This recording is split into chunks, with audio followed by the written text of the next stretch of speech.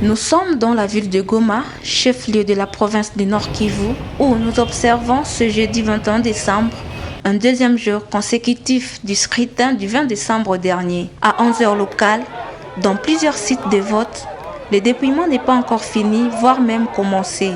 Situation qui handicape certains observateurs électoraux et témoins des partis et regroupements politiques affectés à ces derniers. Au centre des votes, se trouvant à l'école primaire Birema 2, quelques observateurs et témoins qui se sont livrés à nous jugent ce scrutin du chaos. On ne sait pas ce qu'ils faisaient, sauf qu'il y avait quelques manœuvres de leur part.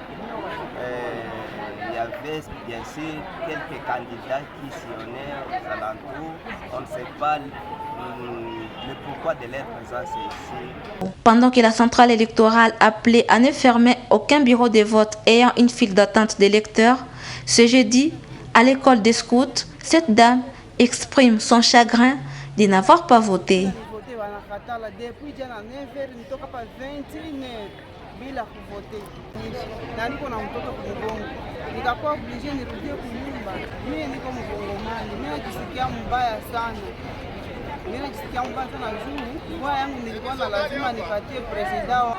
À 12 heures, la tension monte dans le chef d'électeurs se trouvant à l'école Moussawato dans la commune de Karisimbi, où ceux qui accusent les agents de la CENI d'effectuer les dépouillements à l'absence des observateurs et témoins. Pour Thomas Matumo, un candidat à la députation provinciale ville de Goma, la population doit se prendre en charge. Les élections continuent comme M. Kadima l'a promis hier à la radio Okapi, à la radio France internationale, que les élections continuent à se dérouler normalement parce qu'on ne peut pas accepter qu'une partie de la population puisse rentrer à la maison sans avoir voté. Je ne sais pas, ok, c'est la population congolaise qui prendra ses responsabilités en main.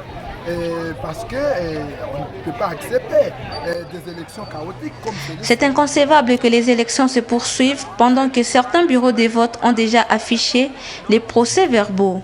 Jules Kiana est un analyste politique en ville de Goma. Le résultat... Ce qui est prévu par la loi. Et même la loi électorale elle-même ne prévoit pas 2 jours ou 3 jours.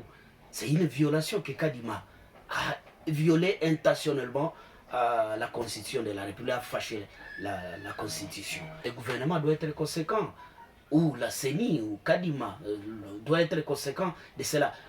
Les votes continuent et que les résultats sont là. Maintenant, ça va influencer les votes.